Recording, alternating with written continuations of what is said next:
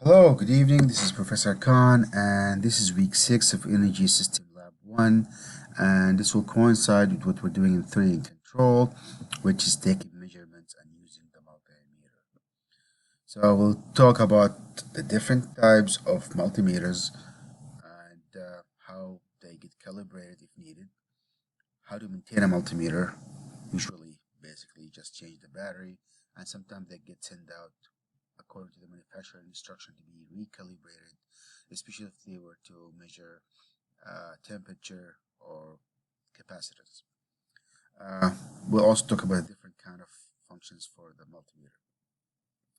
So how to detect voltage? There are two types of voltage measurement. Either we measure voltage, and that has to be done using the leads on each connected in parallel with the circuit while it is on. That's measuring voltage.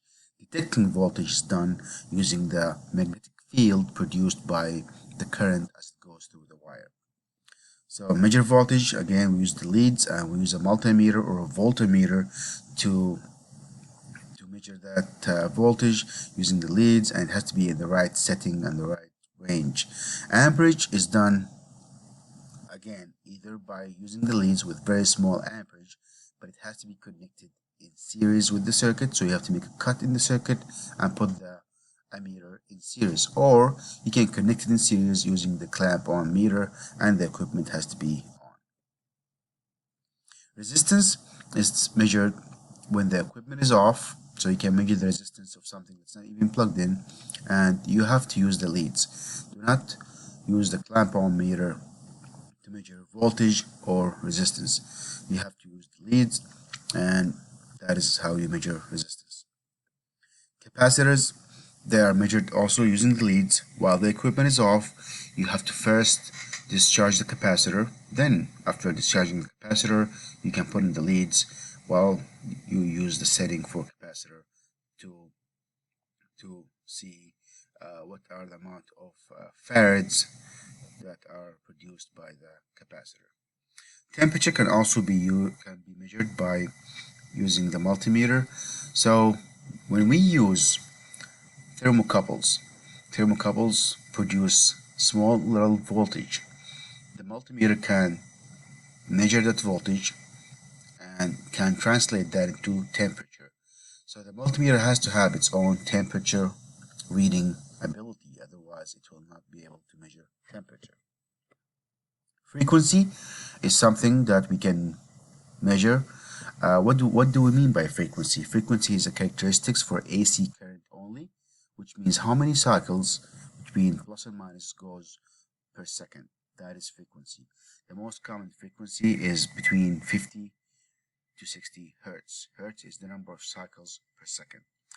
Why do we need to know that? Because some control equipment need to operate at certain frequencies. So these are some types of voltmeter pins. These are the ones that has been used in the past over here, and basically you are the ground and there's a very large resistance inside the pin that will measure the resistance, and sometimes you have small light and large light that will show you whether it's low voltage or high voltage. This has evolved into this type of pin which light up for voltage between 24 to 240 volts AC or DC, and the red light means that it is the hot line, and sometimes it has a blinking light for the neutral. But every voltmeter pin have different settings and different uses, so please make sure you read the manual before you use your voltmeter pin. Again, it uses the magnetic field. It has problem with accuracy since it can have some noise, especially if you're trying to measure the voltage or detect voltage within one wire while while it is in a bundle of wires. So if you try to measure one wire by sticking the entire pin in there, probably it can measure the neighboring wire as well. Um, there are some advanced tools that can detect voltage, and again, the sensitivity can be an issue because you can have 3 or 4 wires, and one of them is not as accurate or as close. Hold on.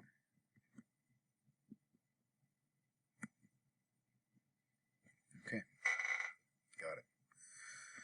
Okay, moving along. Detection is not the same as measurement. We did talk about that. So when you detect voltage, it means that it's present, but it does not mean that you know how much is in there. Just because this shows between 240, 24 and 240 does not mean that red is 240. It could be anything in between, or it could be less than 24, but you can't measure exactly how much. So again, measuring voltage, it has to be in parallel with the circuit, and pay close attention to the voltage range, because some voltmeters give you a range, and if you put in the wrong range you might ruin or burn out the fuse inside the multimeter. So that's something you have to pay attention to. What's happening in here is basically application of Ohm's law. There's a resistance and there's amperage, and as the equipment is running, the voltage, some amperage running. Since it's in parallel, the amperage running through the equipment will run through the multimeter and goes back here, and the resistance will give us how much volt is in there by using Ohm's law. So the voltage will be the resistance times the amperage. We measure the amperage coming from through the equipment while it's running, and we have a resistance inside here, and the calculation is done in the multimeter to tell you how much is the voltage.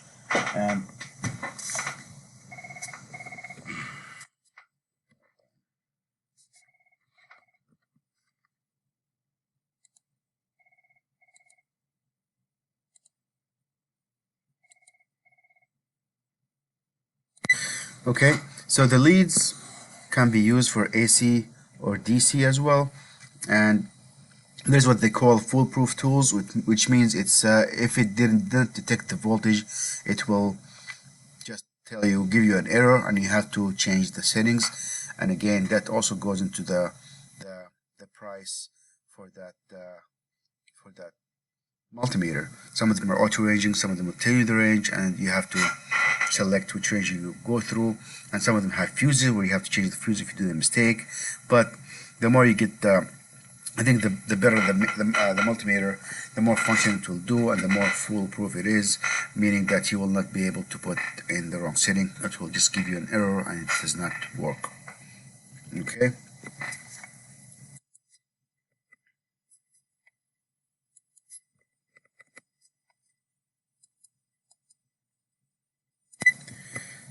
Now, to measure amperage, there are 2 ways.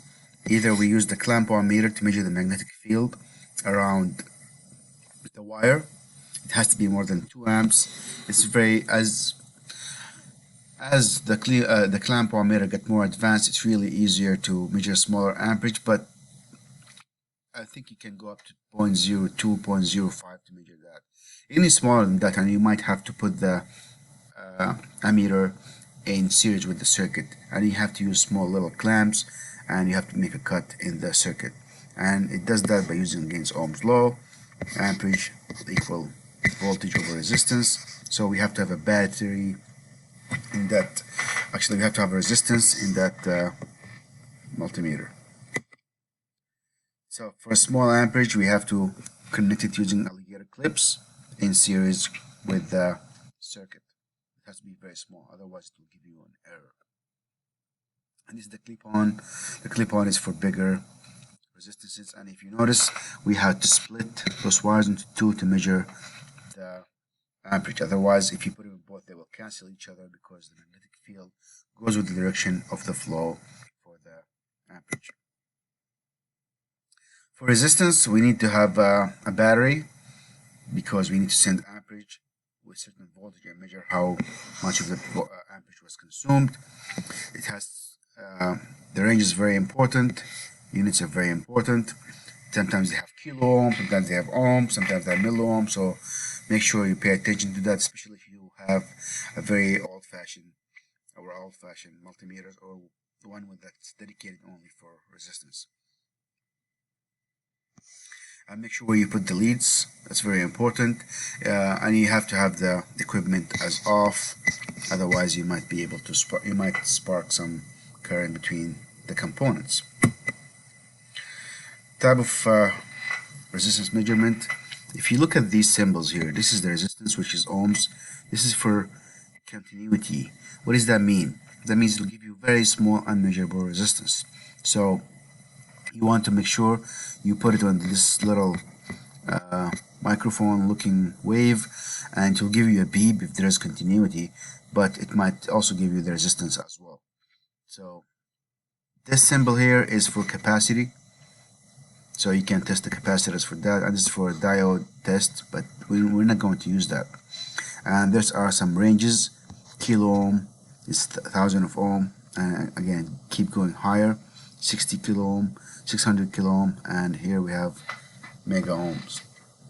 I don't think you need to go this far, but it's important to use the proper range for these kind of measurements. And if you notice, all these measurements are done with one setting in that multimeter, and every multimeter is different, so make sure you read the manual for that multimeter. Again, to measure resistance, the equipment has to be off, and you put the leads from each side of the resistance. So this will measure the resistance for only this part, because it will measure in parallel from this point to this point. The touch and the connection has to be solid, and so if the measurement here is kind of wobbly or going back and forth, probably don't have good connection. When in doubt, you can use small clip-on to make sure you have sound and clear connection. Measuring capacitors. First of all, you need to have the capacitor being discharged. How do we discharge a capacitor? You put a high resistance to the two leads, otherwise you might, if you touch them together, you might get a spark. So that's the best way to empty the capacitor before you try to set it. So here are the steps. One, you get a multimeter, get the capacitors out, and you set it on capacitors here. This is the symbol for capacitor, and then you test the capacitor. It should be in microfarads.